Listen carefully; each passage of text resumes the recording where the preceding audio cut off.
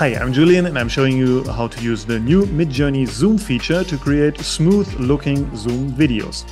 So let's assume you already know how to use Midjourney. In the new version 5.2, there is a feature called Zoom Out. We don't need the Zoom Out 2.x now, we need the custom zoom, because then what you can do is you can change the prompt, which means you can add details that were not there in the original prompt. In this case, ancient brick mill, because I have an image of a woman picking flowers and I want her to sit in front of a mill. This is what that would look like. You can choose one of these 4 images. I upscale image number 4. I sped up the process here so you don't have to wait. This is one of the images which I like, and then you do the same again. Don't choose Zoom Out 2.x, but choose the custom zoom, because then you can customize your prompt again. I also want sunshine, blue sky, sun rays, daylight, and green grass and garden. Hit enter and wait again for your images. These are the next 4. I choose one and so on. So this is basically how you create a lot of images for your final zoom. You can see this is the sped up version of me doing this like 20 times or so. You can change the prompt if you like, or leave it the same and see what Midjourney offers you. Yeah, and then you do it over and over and over again, always with the custom zoom. In this case here, I always use the zoom factor 2, so it stays consistent.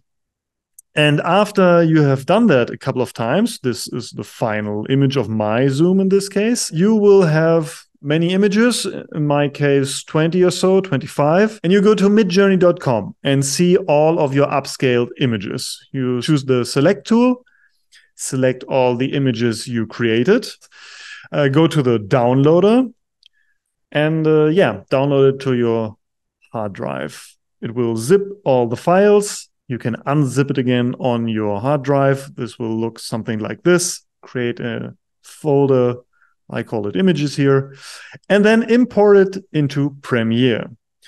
In Premiere, you create a new sequence from clip with all of these images. Then there's a new sequence, and obviously you have to put them in the right order. Then you have to stack the images. So if you have 25 images like I do, you can use Alt and the up arrow to move the different clips. And you can see here, this will result in kind of a stairs structure. And I also have 25 video tracks with all the images stacked on top of each other. After you have done that, you extend the length of the images like this. If I'm too fast for you, you can just stop the video, obviously, and do this with every single layer and every single image. You can also select all the images at once. On Mac, you can hold down the command button and then extend all the images at the same time. After you have created these nice stairs here, select the first layer and scale it from 100% to 50%. So create a keyframe at the beginning of 100%, in the end of 5. And after that, we need a cropping effect.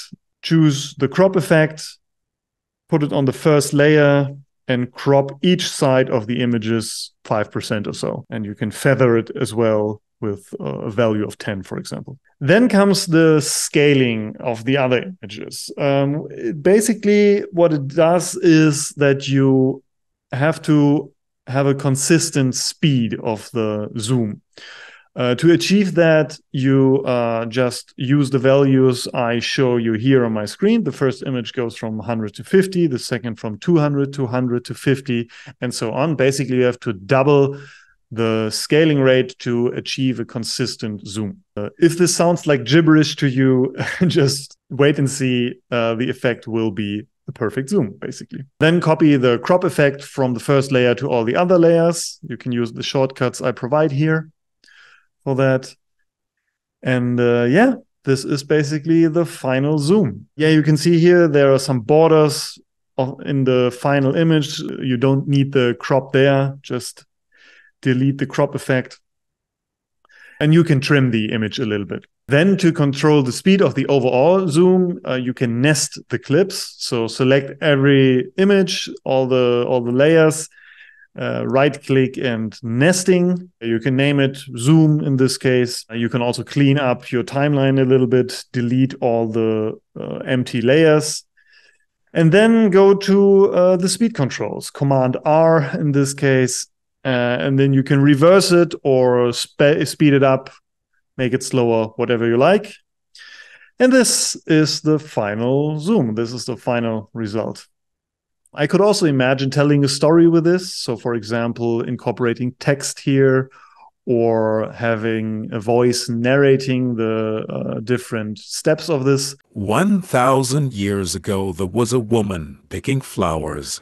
I think there are a lot of creative ways to pursue this and use this technique. Yeah, I think this was pretty fast, but as I said, you can always stop the video to see what I mean exactly or rewind it a little bit. So if you like this, there will be a lot of other tutorials like this coming in the near future. So feel free to thumbs up the video and follow this channel. Thanks again and bye-bye.